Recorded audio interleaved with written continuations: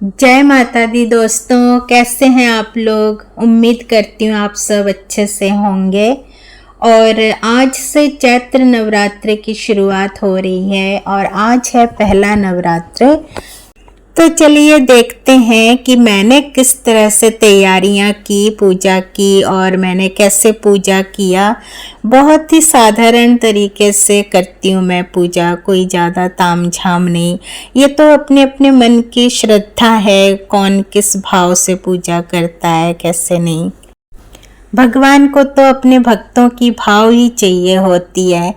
तो फिर मैंने एक दिन पहले ही मैंने घर में घी बना लिया था, अपने शुद्ध तरीके से देसी घी मैंने बना लिया था, क्योंकि जोत वगैरह जलाने के लिए तो घी चाहिए होगा। तो मैंने घर में ही निकाल लिया था ताकि शुद्धता बनी रहे। और उसके बाद मैंने फ्रूट्स वगैरह भी ले लिए थे और इनको अच्छे से धो के पोंछ के मैंने साफ जगह पे सजा के रख दिया था।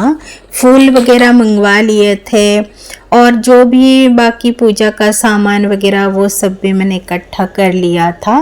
तो इस तरह से हमारी तैयारी छोटी छोटी चलती रहती है, एक दो दिन पहले से ही। फिर उसके बाद सुबह मैंने नहा तो मैं चुकी थी, नहा लेती हूँ सुबह ही मैं। उसके बाद मैंने ये बेडशीट्स वगैरह चेंज किए। ये सब करने से लगता है कि हाँ, जैसे ना घर में एक पवित्रता आ गई हो, साफ साफ अच्छा लगता है। और बेडशीट वगैरह मैंने चेंज की और ये मैंने लाल लाल ढेर सारी गुलाबों वाली बेडशीट बिछा दी। ऐसा लग रहा था कि माता रानी स्वयं विश्राम करने आएंगी हमारे बेड के ऊपर। तो फिर मैंने माता रानी के पसंद का ही लाल लाल फूलों वाला बेडशीट बिछा दी। क्या पता शायद माता रानी आई जाए विश्राम करने हमारे घर, है ना।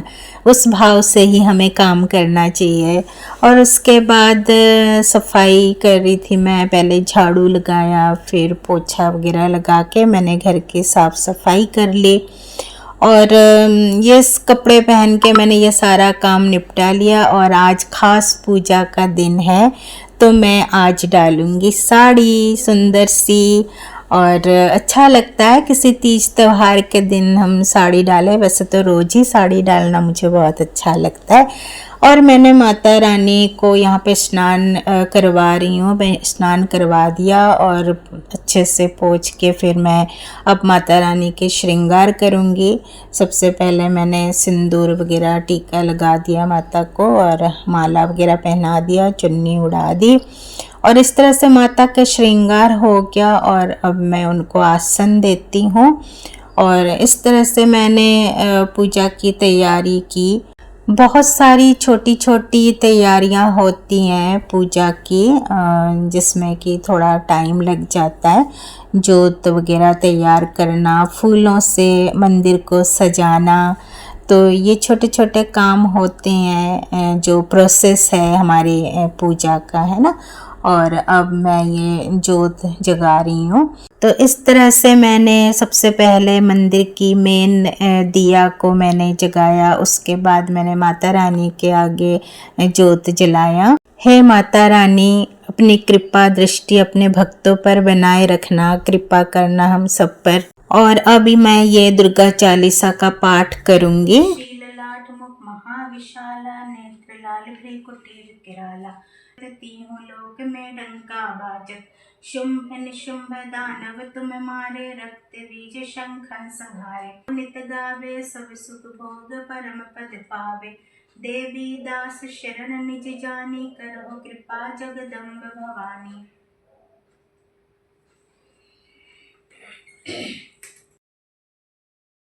ह्रीं दुं दुर्गाय नमः। ओम ह्रीं दुं दुर्गाय नमः।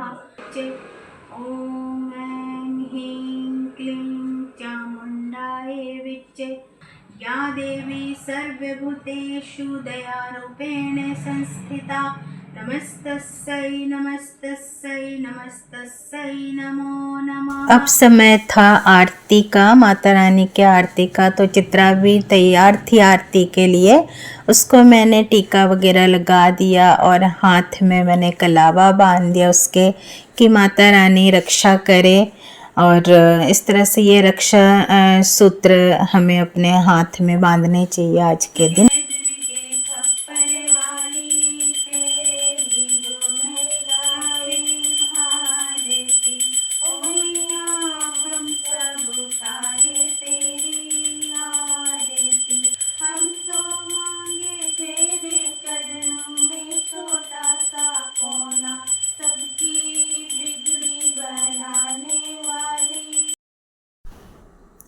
और यहाँ पे आरती का आदान प्रदान हो रहा है एक दूसरे को।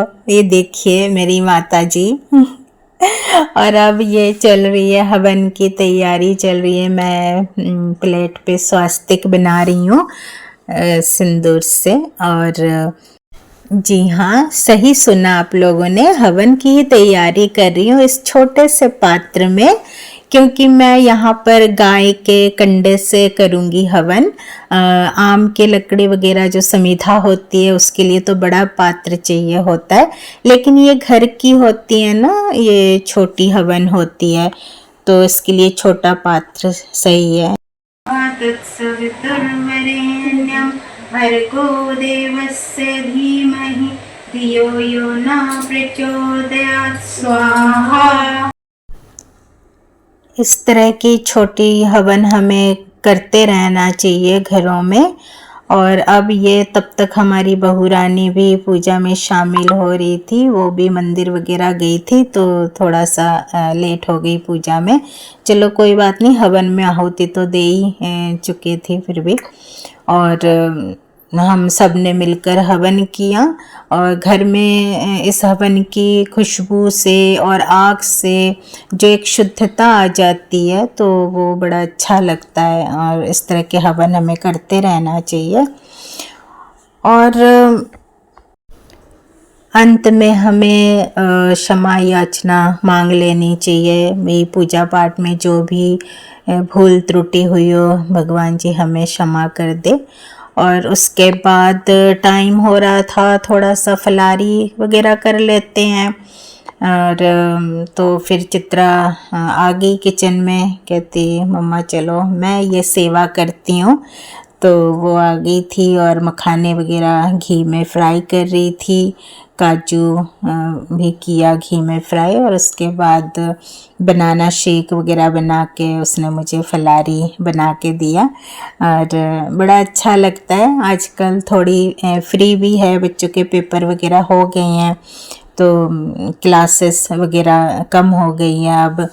तो चलो फिर घर के कामकाज में भी थोड़ा हाथ बटा देती है, अच्छा लगता है, उसको भी अच्छा लगता है, मुझे भी अच्छा लगता है। साथ में मैंने पपीता वगैरह काट लिया था, और इस तरह से हमारी फलारी की थाली तैयार हो गई थी। तो व्रत में ये होता है कि आप दिन भर तो खा नहीं सकते कुछ ना कुछ, तो ये होता है कि दिन में एक बार या 2 बार आप फलारी ले सकते हो। ये नहीं कि सारा दिन कुछ ना कुछ खाते रहे। तो फिर हमने थोड़ा सा ये सब खा लिया था।